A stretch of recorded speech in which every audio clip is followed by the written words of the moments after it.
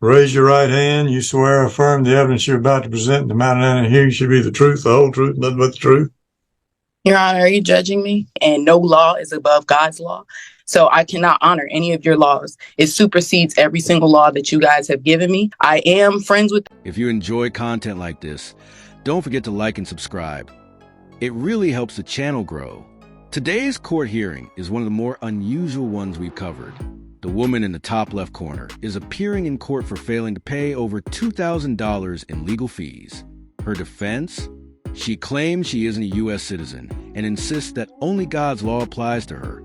Despite a history of shoplifting and other legal issues, this hearing stands out for its mix of fascination and absurdity. The judge, maintaining a calm and measured tone, listens to her arguments with a blend of patience and subtle disbelief.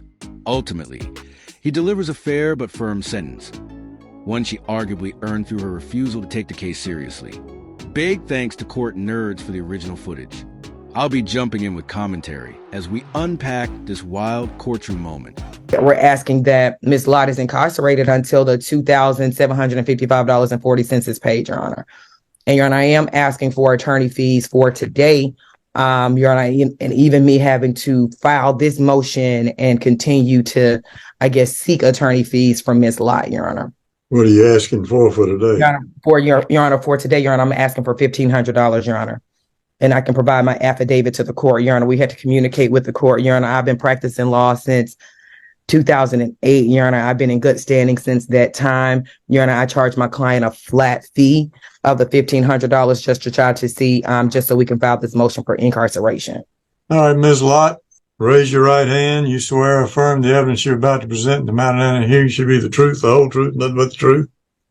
Your Honor, are you judging me? If you want to call it that, but I assume you want to testify on your own behalf. Yes, I do. And if the attorney is not going to be sworn in, that is a conflict of interest. And I have filed motions. I filed a quo warranto because I have searched for law licenses and I have not found any. There's been no true judges since 1789. And the United States filed a Chapter 11 in 1933, which lost their sovereignty as a government. So I can't even be heard here. I have asked the court to provide me documentation stating that this is an Article 3 court. I have not gotten anything back from the judge with any type of documentation from the Attorney General, from the Secretary of State. You guys have not had permission to try me, and no law is above God's law. So I cannot honor any of your laws. It supersedes every single law that you guys have given me. I have tried to settle this in court. I have filed a fiduciary relationship, 56. I am friends with the IRS. I have attempted to settle with a $20 money order because there is no money with the court, and everything was sent back. So rejection of payment is payment, Your Honor. And my religion strongly prohibits any satanic laws or rituals, and I cannot serve two masters. So either I don't even know what to do here in this matter, because I have asked to be tried in an Article 3 court. This is not a court of equity. God's law trumps all laws made by man. God also says no man should be judged, or you will be judged. This is my religion. I have not broken any of God's laws. I have not committed any crimes. I have not harmed my offspring. I am the first lien holder on my child's estate. So there is nothing that I can do for Miss LaFleur, and I will not be paying it because my God told me not to. He gave me the instructions on what to do, and you guys refused it. You guys refused my quo warranto because it wasn't written in the way that you accepted, but I am not under your laws. I am friends with the IRS. I have sent out my documentation. I have my own contract with myself. I don't have a contract with you guys. I have not signed anything, and I am not a 14th Amendment corporate war citizen. I am a natural person. That is what I have to say. You have any questions for Ms. Lott, Ms. St. Fleur? Yes, Ms. Lott, were you present in court for the petition for a legitimation with Tariq Crump? Miss LaFleur, can you provide me your? It's St. Fleur.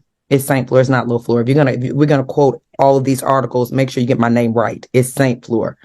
Like Florida. It's St. Florida. Well, just were you in court? I mean, I'm not sure if any of the articles could tell me, but were you in court? Questions. I have no further answers for any of your questions. I said what I said. This law does not trump God's law. I'm under God's law, and that's it. She really didn't say anything of substance, and honestly, it's impressive the judge managed to keep a straight face. Maybe it's just years of experience, or maybe this case is that far off the rails.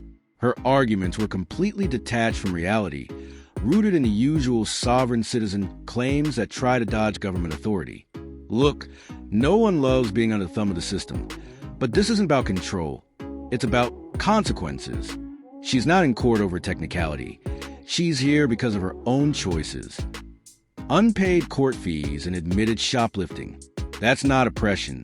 That's accountability. The whole God's law. Defense falls apart the moment you accept stolen goods and ignore legal orders. Whether she actually believed the nonsense she's saying or is just trying to game the system is unclear. But either way, it's not working. Let me know in the comments. Do you think she's delusional or just dodging responsibility? Personally, I lean toward her truly believing it, which makes you wonder the court needs to consider a mental health evaluation. Now, let's move on to the second part of the clip, where the judge finally responds with the kind of no-nonsense sentence the situation calls for. 10 days to pay this $2,755.40. Do you have any proof that any payment was made? I have the proof here, and this was sent back to me. This is the money order that I sent to the court. That's Your that law- $20 thing you said? Yes, it is. That is the settlement that is written in your laws. I did send the thing. They sent it back, and refusal of payment is payment. So I will handle it with the IRS from here. Well, $20 doesn't equal $2,755.40. Or any court fees cannot supersede to $20, and that is what I paid as a natural person. I don't know about any U.S. citizen. I'm not a U.S. citizen. I'm a natural person and a private American. I have not committed any crimes under God's law. I have not stolen. I have not bear false witnesses. I have not killed anyone. I have not dishonored my mother and my father, and I have not put any man before God, and I will not put any of you guys before God either. Fine. All right, Ms. Lott, I'm going to fine you in contempt of court for failure to pay the $2,755.40. Order you incarcerated, that is jailed, until you've paid the money.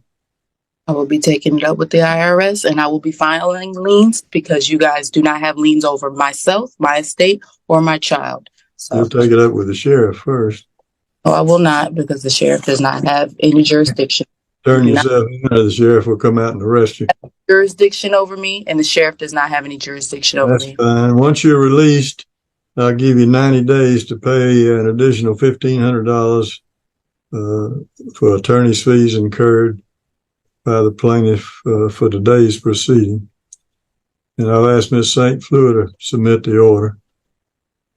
Will do, Your Honor. And include in that, the sheriff will notify the court when Ms. Lott has been arrested. Can you guys provide me with? I genuinely don't understand what her strategy was here. It seemed like she came into court thinking erratic behavior might help her dodge the consequences, as if the judge wouldn't see right through it. But honestly, she didn't appear to be thinking clearly at all. In the end, she received 6 months for failing to pay $2,000 in court-related fees tied to previous shoplifting charges. That sentence didn't come out of nowhere. It was a result of a long string of poor decisions and a refusal to take accountability. She clearly fell into a mindset of blame and denial, something that, unfortunately, seems more common these days. Rather than facing the facts, she leaned into distraction and deflection, which only made her situation worse. Credit where it's due. The judge handled the entire ordeal with professionalism and restraint. He barely reacted to her outbursts, stayed composed, and let the facts do the talking. He made it clear that the court wouldn't tolerate games or nonsense. What's unfortunate is that this case could have played out differently. Had she shown even a hint of accountability, she might have walked away with probation or a fine. But instead, she chose resistance over reason, and now she's dealing with the fallout. Whether this experience will shift her perspective is anyone's guess. Some people learn from moments like this, others double down. Based on what we saw, she seemed pretty locked into the idea that she's somehow above the law, and that mindset is hard to shake. To end on a positive note, the lesson here is simple. Stay out of trouble, and if you do make mistakes, own them. Accountability matters. That's it for this breakdown. If you found it interesting, a like and subscribe would mean a lot. Drop your thoughts in the comments, and let me know what kind of cases you'd like to see next. Thanks for watching, and as always, take care.